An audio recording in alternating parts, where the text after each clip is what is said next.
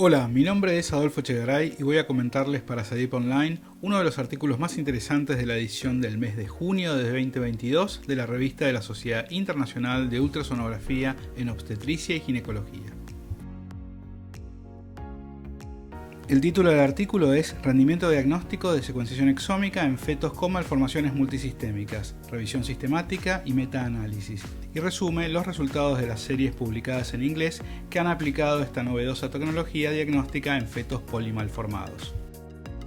A modo de introducción, las malformaciones fetales ocurren en aproximadamente 2.5 a 3% de los embarazos y la mayoría de ellas pueden identificarse mediante ecografía prenatal. Cuando se detecta una malformación fetal, normalmente se ofrece a los padres un estudio invasivo para realizar un análisis de cariotipo fetal o directamente un microarray si está disponible. En fetos con malformaciones, el rendimiento diagnóstico promedio del cariotipo prenatal para anomalías cromosómicas es del 14% y el microarray puede detectar entre un 6 a un 10% adicional de variantes de copia de número patogénicas, es decir, microdeleciones o microduplicaciones. La secuenciación exómica permite la evaluación de las regiones codificantes de más de 20.000 genes. Aunque cubre aproximadamente el 1 a 2% del genoma, este método puede evaluar el 85% de las variables génicas conocidas causantes de enfermedades.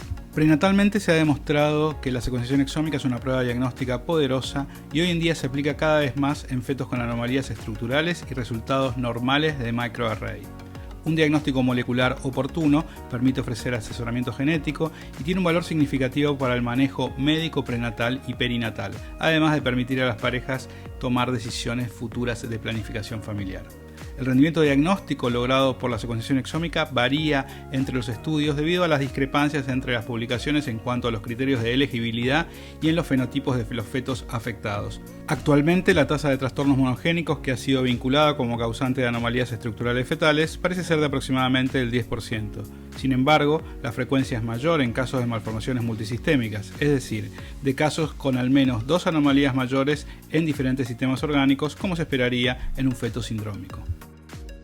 Este fue un estudio realizado por investigadores de España y México. Se trató de un metaanálisis realizado a partir de una búsqueda bibliográfica en las principales bases de datos médicas de todos los estudios publicados en revistas con referato en inglés, sin límite temporal, que reportaron los resultados de secuenciación exómica en fetos con un mínimo de dos anomalías mayores en distintos sistemas anatómicos y un estudio de cariotipo o microarray prenatal normal. Se incluyeron únicamente las variables patogénicas o probablemente patogénicas, es decir, que se excluyeron las variantes de significado incierto y los hallazgos secundarios. El rendimiento diagnóstico del resultado primario se calculó mediante análisis de proporción única utilizando modelado de efectos aleatorios.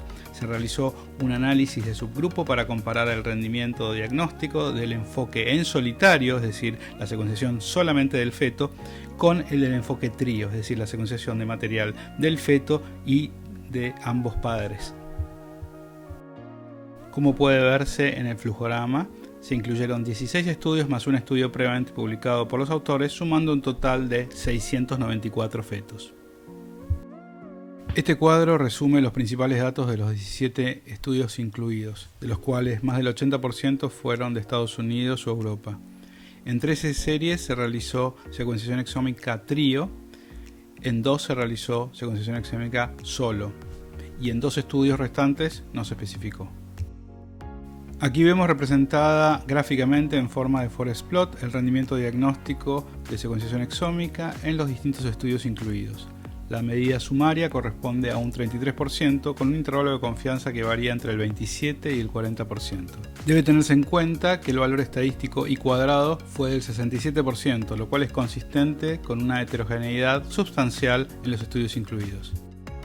Este gráfico muestra el rendimiento diagnóstico de la secuenciación exómica según los sistemas anatómicos individuales involucrados en fetos con anomalías multisistémicas.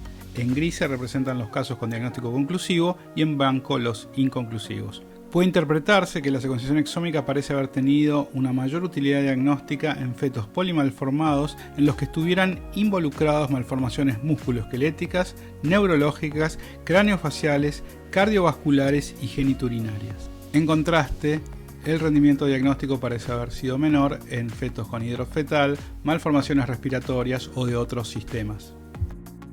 Por último, aquí vemos representada gráficamente la evaluación de calidad de los 17 estudios incluidos. solo 2 criterios se cumplieron en más del 80% de los estudios incluidos: serie prospectiva y análisis trío.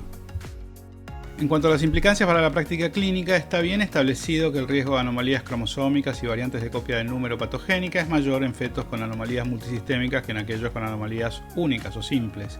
Esta revisión sistemática y metaanálisis en fetos con anomalías estructurales multisistémicas con cariotipo o microarray normal reveló que la secuenciación exómica tiene un rendimiento diagnóstico promedio del 33%, es decir, un tercio de los casos.